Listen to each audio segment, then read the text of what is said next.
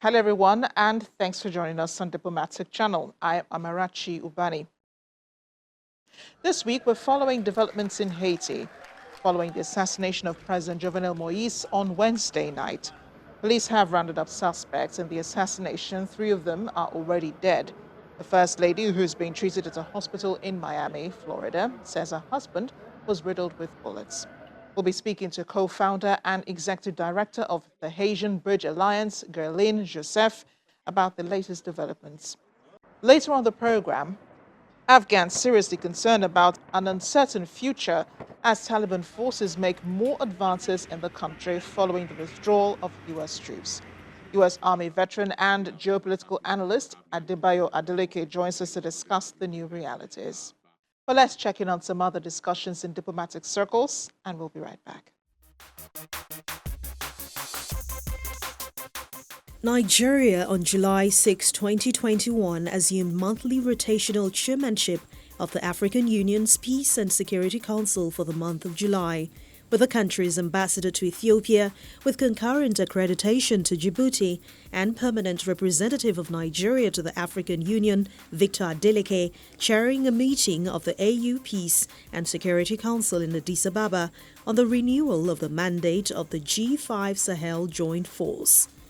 A statement issued by the Nigerian mission in Addis Ababa says council members expressed concern over the security and humanitarian situation in the Sahel region, particularly the continuation of terrorist attacks, which continues to aggravate socio-economic challenges in the region.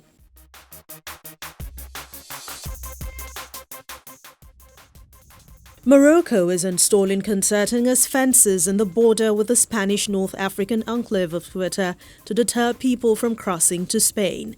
About 8,000 people swarming to the town all clambered over the border fence in May over 3 days after Moroccan authorities appeared to loosen controls in a move wildly linked to the row over Western Sahara.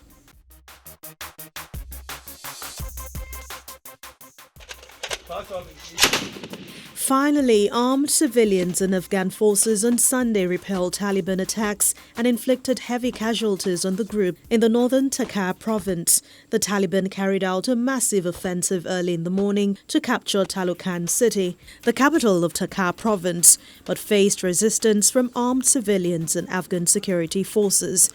Governor Karluk says 55 Taliban fighters were killed and 90 others wounded.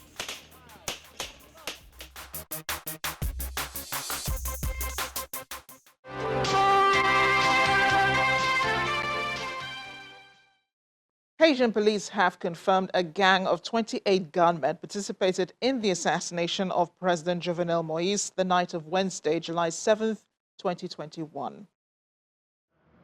17 of the suspects have been detained, 2 of them Haitian Americans and the others Colombians. Police say 3 of the gunmen were killed and 8 remain at large. The Colombian government has confirmed that 13 of those men were former soldiers, but at least 2 relatives of the Colombians have raised doubts over the authorities' report. While speaking to journalists, they said the men had been hired as bodyguards. Colombia says it will be sending law enforcement and intelligence officials to help Haiti. Head of Colombia's National Intelligence Directorate and the intelligence director for the National Police will also travel to Haiti with Interpol with investigations. The U.S. is also sending senior law enforcement officials to Haiti as soon as possible to help. Our assistance is to help the people of Haiti and to help them get through what is a very challenging time and has long been even before the assassination of the president. Other world leaders are just as concerned about Haiti's political future. President Jovenel Moïse was supposed to have left office in February 2021, but he insisted that he still had 1 more year. The opposition saw this as the president intending to extend his tenure. Right now, the UN says interim Prime Minister Claude Joseph, whose position is in contention as President Moïse had appointed a new prime minister before he was killed, should lead the country until the next elections. Haiti's elections minister Mathias Pierre is also worried about his country's political future, and he says the country has requested U.S. and UN security forces to help it protect key infrastructure like the airports and ports. We're in a situation where we believed that infrastructure of the countries, like the port, airport, and energy infrastructure, might be a target. Meanwhile, crowds have been gathered outside the U.S. Embassy in Haiti, desperate for a way out of the country. Many already had their bags packed. Haiti has been struggling to achieve stability for years and is burdened by economic hardship and insecurity, following gang activities and politically motivated attacks. And we've only just heard from the First Lady injured in the attack and who is still in hospital in Miami, Florida. She confirms her husband was riddled with bullets and that the attack on Wednesday night happened so quickly, President Moise was unable to say a word.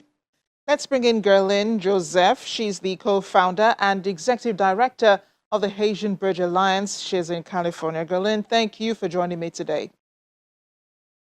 Good afternoon, good morning. Thank you so much for having me back. Well, great to have you. Let's start. What goes through your mind as you hear about the developments that have happened in Haiti since Wednesday? It's been a roller coaster of emotions, honestly, for myself, family, and community member that I have talked to both in the diaspora and in Haiti. There are a lot of questions and there are a lot of doubts about everything, honestly, that we are seeing, that we are hearing, that we are witnessing right now. So, a lot of emotions, a lot of confusion, a lot of continued fear of what all of those different things means and where they can lead to, honestly. There is an uncertainty about Haiti's future, like you have rightly pointed out, but you have members of the international community, such as the UN, suggesting interim Prime Minister Claude Joseph, whose position is in contention, to continue to lead until an election is conducted. What do you make of these interventions now, seeing how much contention there already was, even during President Moise's tenure?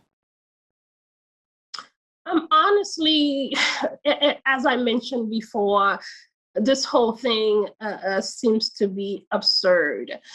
Prior to the assassination, a lot of the turmoil that were happening in the country was due to the fact that the civil societies and a great number of Haitians did not agree for the way things were moving. So for the international community, for the UN, the US, and what's not, to be pushing for the same narrative, to be pushing for the same way that things were before the assassination is outrageous. They need to listen to the demands of the people.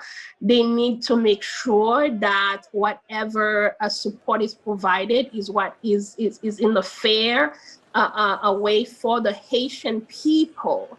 And we are hearing some very disturbing requests asking for troops to be landing in Haiti. But the people, that's not what they want. That's not what the diaspora is looking at. That is not what the Haitian community in Haiti is asking. I am not here to speak for all people, but the sentiment is that there needs to be a new course of where things needs to be moving. And the people are crying. Civil societies are crying. They've been crying for too long. So what we are seeing right now, again, is very disturbing, and we are demanding that they respect the will of the Haitian people so that they can be protected, have peace, and be able to govern themselves. Now, when you're talking about, some parts of Haiti calling for, some groups calling for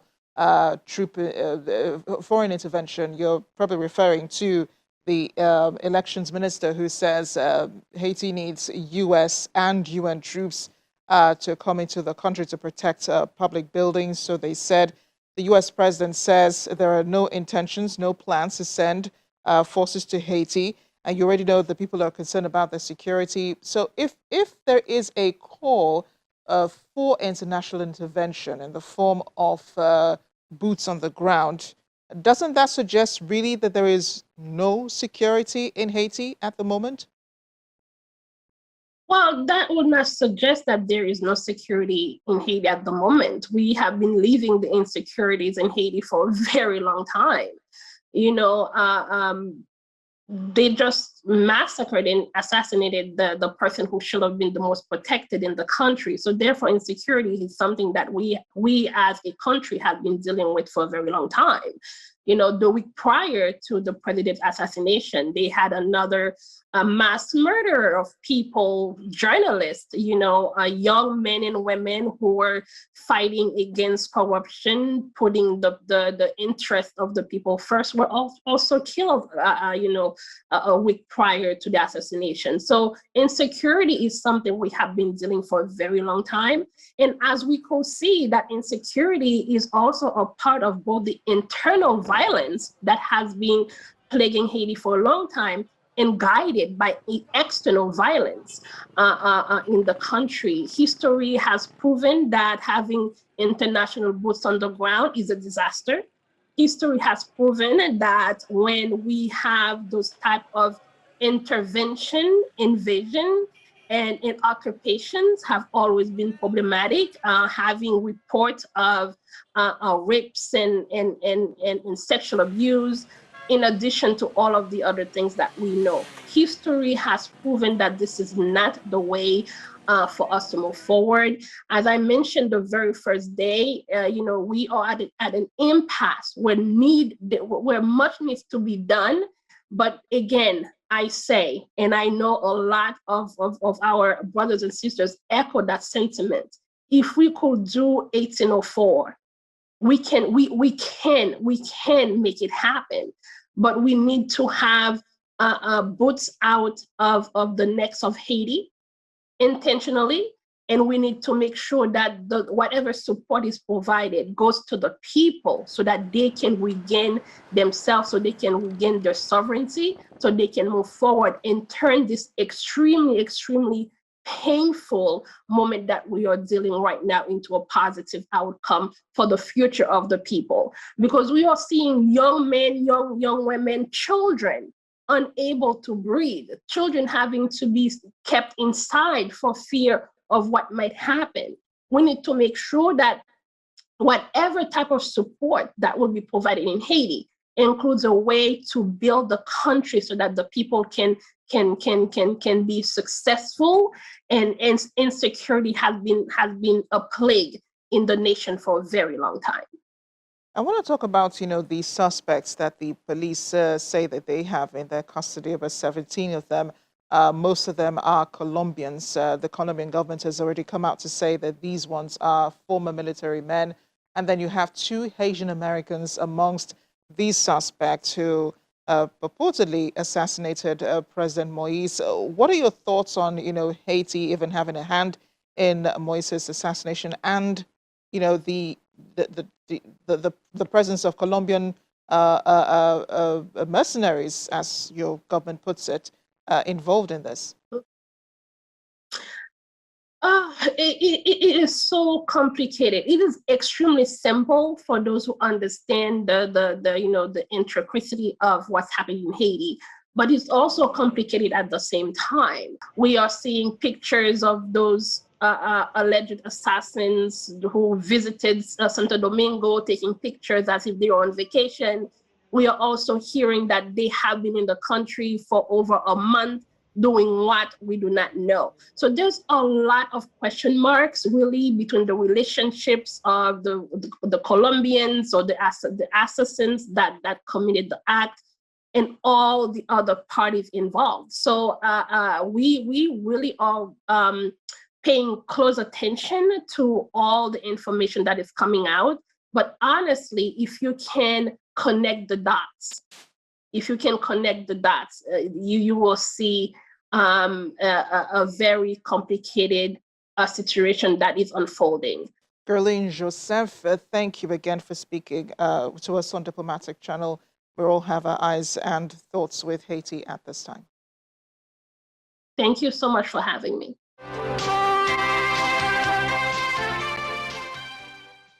Still ahead on Diplomatic Channel, the Taliban continues to gain ground in Afghanistan following the departure of foreign forces. What becomes of the country?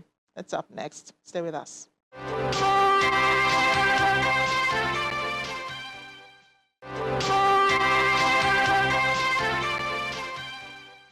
Welcome back.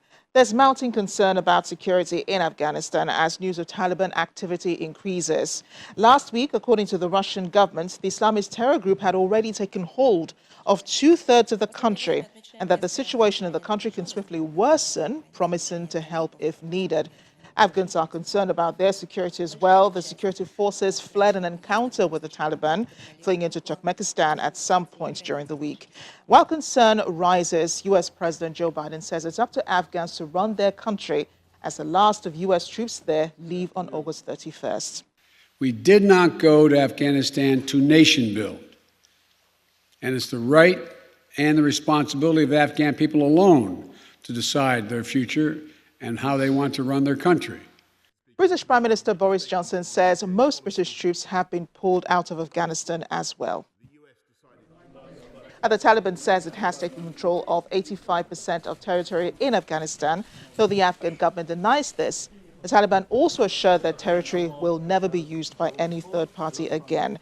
U.S. Army veteran and geopolitical analyst Major Adebayo Adeleke joins us now from Dallas, Texas. Thank you for joining us on the program, Major Adeleke. Thank you so much, Amarachi. Thank you for having me. President Biden says U.S. troops did not go into Afghanistan to nation build. Now, if that's the case, why stay for almost 20 years? So, I come to understand where the president is coming from. Initially, we went to Afghanistan to get Osama bin Laden, which years later we finally did in Pakistan. And initially, that wasn't the intent for nation building. It was there to suppress the terrorist activity and then get out of the country.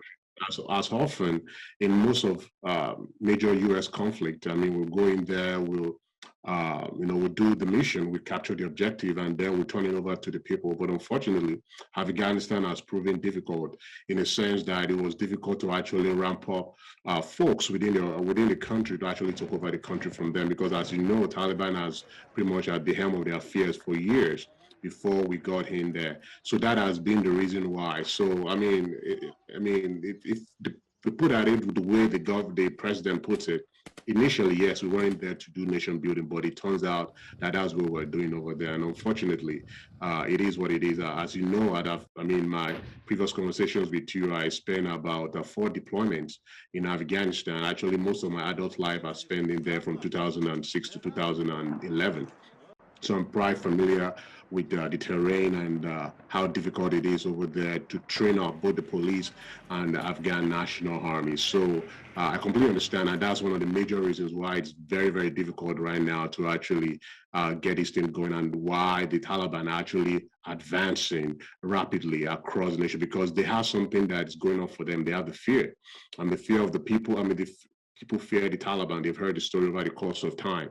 And it's going to be quite interesting to see how the Afghan national military is going to actually fend off or kind of defend the remaining part of the country. So the U.S. Says that they have trained those Afghan forces up until the point where they can stand alone. But even the Afghan people have no confidence in their military, and the military themselves have no confidence in themselves. There were reports last week of some Afghan soldiers handing over their weapons to the Taliban, who now claim that they have taken over 85% of Afghanistan. Do you have any confidence that the Afghan forces can stand up to the Taliban? I believe if they want to, they can. Actually, we've trained with the best of them. Myself, I've trained with some of them. I've trained them.